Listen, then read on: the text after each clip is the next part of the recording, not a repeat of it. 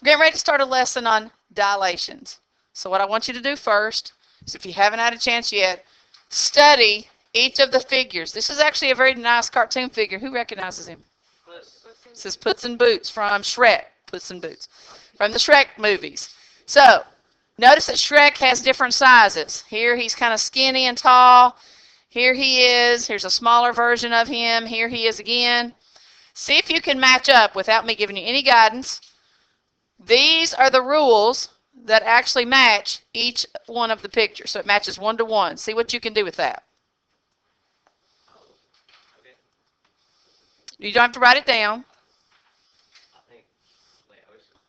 I'm gonna wait. Let's just pause. Let everybody have a chance. So yeah, I'm doing this in class, so we're just gonna wait just a little bit. I'm gonna start with D. Anybody thinks they've got D matched yet? One person does. 2 people. Because if you get D, I think you can kind of get the next ones pretty easy. Okay, 3 people have it. How many of you think you've got them all figured out? Several of you. Okay. All right. We're going to wait, study, and see.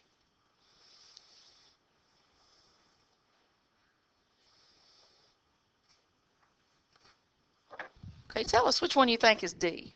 Charles, why don't you go ahead and tell us which one you think is D? 1. He thinks D matches up to 1. Anybody else agree?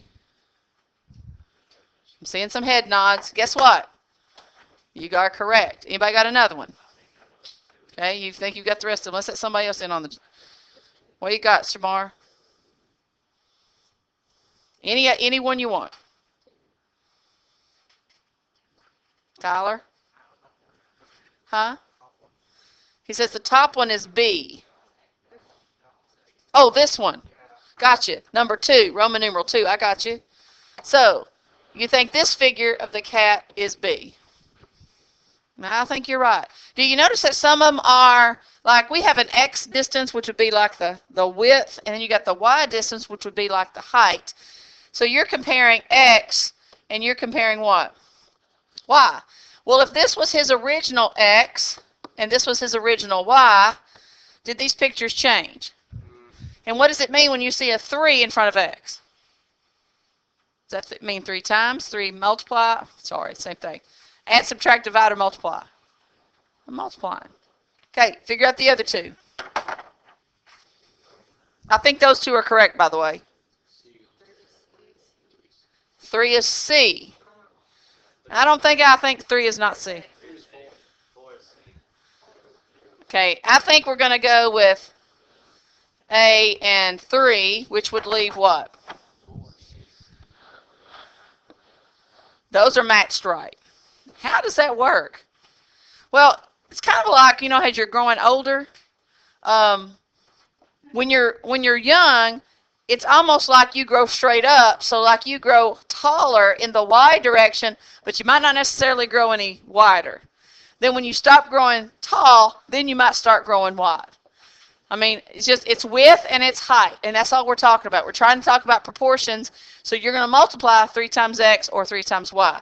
I'm either going to be 3 times bigger in the X direction or 3 times bigger in the Y direction. But if you grow bigger in the X and the Y, you're just going to be proportionally bigger all the way around. Have you ever done a project where you had to insert a picture? And you tapped on the picture, and in the corner you drug the picture, and it just made the whole thing bigger. Yeah. Right? And that's what we're talking about. You are truly dilating it. So today, we're actually going to be talking about dilations. Okay? Dilations. Now, if you only grab like the very bottom edge of the picture and you stretched it out, it just kind of stretches it down and it gets it out of proportion, doesn't it? Like it'll get long and skinny. It's kind of like those mirrors sometimes that you see at the fair. You walk in one room or beside one mirror and you look really, really, really short and fat. And then you walk over here to this other mirror and you look really, really, really tall. And they're messing up with your proportions. But we want to keep it proportional, so that's why by definition a dilation or size changes when you multiply both the X and the Y by the same scale factor. So if I multiplied everything times 2, 2 times every X and 2 times every Y, if I multiplied everything by a scale factor of 2, my picture would end up being what? 2 times bigger.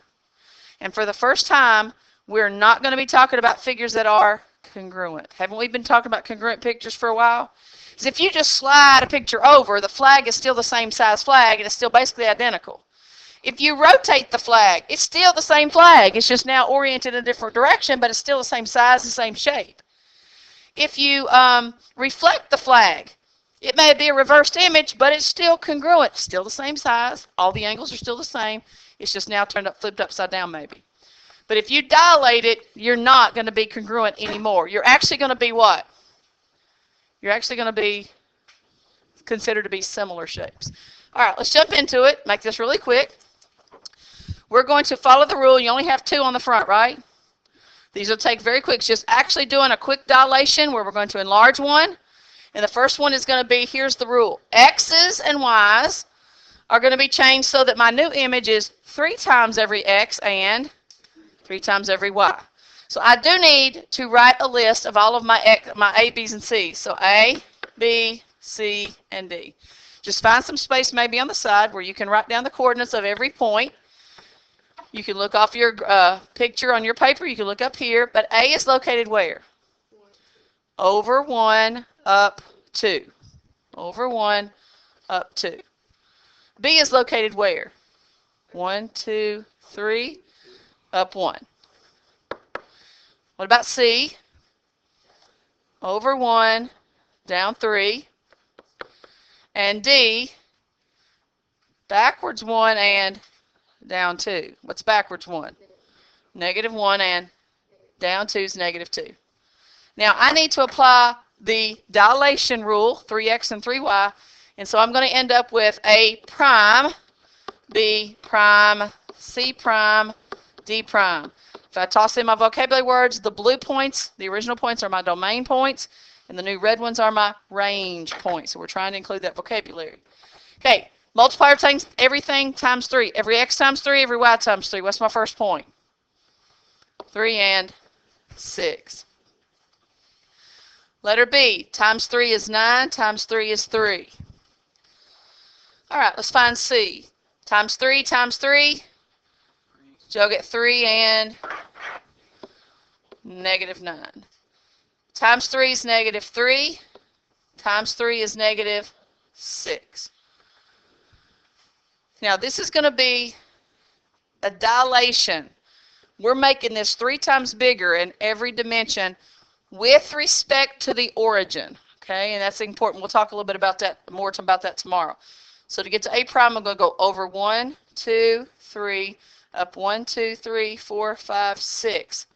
My dot's going to be way up here. So count over 3, up 6. Have you got your dots on there? For B, I'm going to go over 9, 1, 2, 3, 4, 5, 6, 7, 8, 9, up 1, up 2, up 3.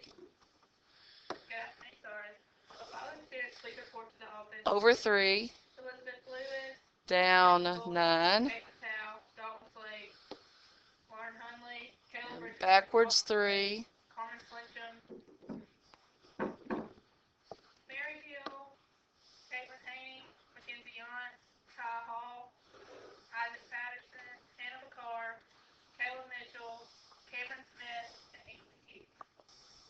all right, if we finish this up, R would be located 0 across, but 1, 2, 3, 4, 5 down. So 0 and down 5 is negative 5. To get to S, we're going to go backwards. 1, 2, 3, 4, and down 1. So negative 4, down 1 is negative 1. Now, we do have to do half of every point, every X and every Y. So 0 divided by 2 is 0. What is negative 5 divided by 2? Negative 5 divided by 2 is negative 2.5, or negative 2.5. Again, can't get to exactly 0.5, so you just have to go in between the spots and estimate. Negative 4 divided by 2 is negative 2. Negative 1 divided by half is negative, or divided by 2 is negative 1/2. So if I put those points on there, over 0, down 1 block, 2 blocks, and half of a block. So that would be negative 2.5, and that would be R prime. S prime would be located at -2 and down half a block. So right there would be S prime. When you connect your dots, I hope that you can see that you actually have a smaller kite that's inside the larger kite.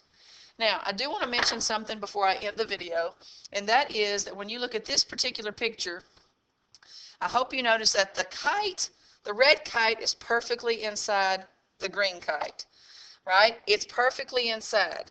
So here we have the red one, or excuse me, the blue one, and the red one is perfectly in the middle, and it is half the size, okay? Let's go back over here. But I want you to notice in this case, you know how the red box is kind of pushed off center, like it's not in the middle of the graph. But my green one was also pushed off center. It's not in the middle of the graph. So that's why the first picture isn't got the smaller one perfectly inside the bigger one, because it is with respect to the origin. It is with respect to the origin. So that means that it's centered right around the inside point, right in the middle of the graph. It's centered right here, okay? Since it was off center to begin with, the bigger picture is still, guess what? Off center. In the second picture, okay, this one was right at the center, and so everything stays coordinated right around the center. So these are dilations. This is just a simple introduction to dilations. Dilations is when you multiply both the x and the y by the same scale factor. And we do need to emphasize, because I'll say this again, these make similar shapes. Similar shapes have the same size, but not the same, they have the same angles, but their sides are not the same. So they have sides that are in proportion. And what I mean by in proportion is if one side gets twice as big, every side should get twice as big. Okay? So every side will be 2 times bigger than it should, and that's the same for all of the sides. Okay, that ends your video for dilations.